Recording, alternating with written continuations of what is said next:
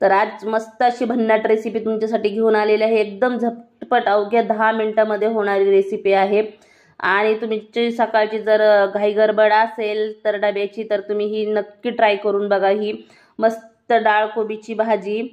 तर चला तर आपण आपल्या व्हिडिओला सुरुवात करूया, जराही वेळ न घालवता। खूप भन्नाट रेसिपी आहे, फक्त तुमच्यासाठीच घेऊन आलेली आहे। तर चला तर सुरुवात करूया आपल्या व्हिडिओला।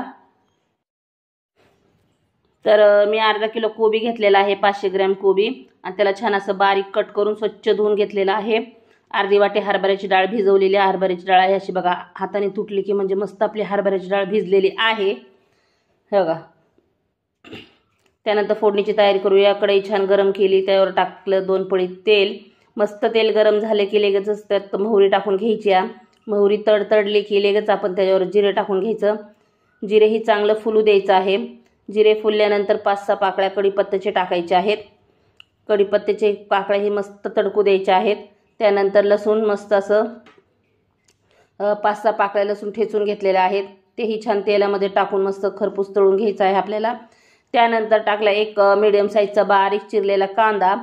तर असं कांदा छान मस्त लालसर होऊस तर आपल्याला तळायचा आहे। खूप लाल म्हणजे असं काळपट करायचं नाही, कारण की पुढचे जिन्नस आपण तळताना कांदा अजून काळा होतो, त्यामुळे थोडा हलकासा फक्त लालसर रंग आला की लगेचच मग आपण त्यावर टोमॅटो टाकून घेणार आहोत।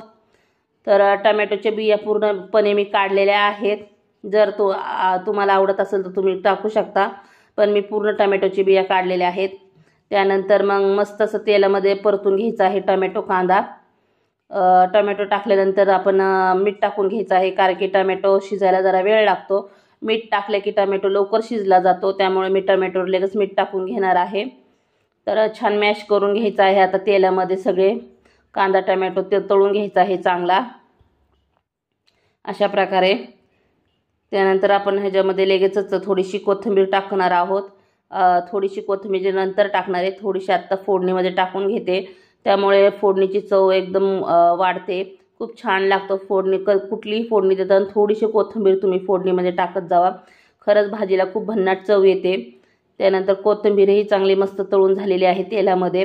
त्यानंतर टाकूया आपण अर्धा चमचा हळद, अर्धा चमचा धने पावडर आणि 2 चमचे लाल तिखट टाकत आहे मी। तर तुमच्या आवडीनुसार तुम्ही लाल तिखटाचं प्रमाण करू शकता।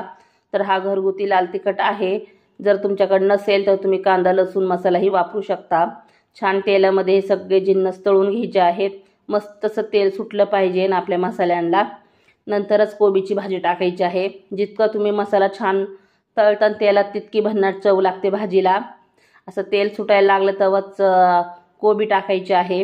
आता कोबी ही छान मसाल्यामध्ये परतून घ्यायची आहे। तर अशा प्रकारे खालच्या साईडचा पूर्ण मसाला अशा वरच्या साईडला घ्यायचा कोबीवर, आणि कोबी अशी खालीवर करून मस्त अशी एकजीव करून घ्यायची आहे मसाल्यामध्ये। तर पाहू शकता अशा प्रकारे जितका मसाला कोबीला लागन तितकी मस्त भन्नाट चव कोबीला येईल।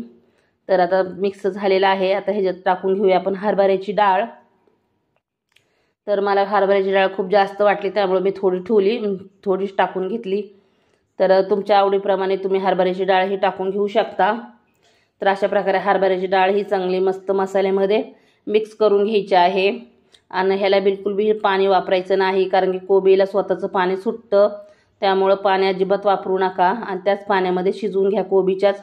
तर मी 10-1 मिनिटभर झाकण लावून मस्त कोबी शिजवून घेतलेली आहे। कोबी अशी दाबून बघायची हाताने, जर शिजली लवकर तुटली तर म्हणायची कोबी शिजली। तर अशा प्रकारे मस्त आपली भाजी तयार आहे। थोडीशी कोथिंबीर ठेवलेली तेही मी टाकून घेतलेली आहे कोबीवर, आणि मस्त एकदा फिरवून घेतलेला आहे। वाफळलेली कोबी मस्त खायला तयार आहे। तर कशी वाटली रेसिपी नक्की सांगा, आणि कमेंट करायला विसरू नका। कशी वाटली तुमचा फीडबॅक नक्की देत जावा, आणि कुठल्याही क्षणी तुम्हाला माझा व्हिडिओ आवडला तर प्लीज एक लाईक करत जावा। आणि जर तुम्ही चॅनलवर माझ्या नवीन असाल तर प्लीज चॅनलला सबस्क्राईब करा आणि बेल आयकॉनवर क्लिक करा, कारण की जेव्हाही मी रेसिपी टाकेन तर त्याचं नोटिफिकेशन तुम्हाला लवकरात लवकर मिळत जाईल आणि तुम्ही लवकर माझी रेसिपी पाहत जाल।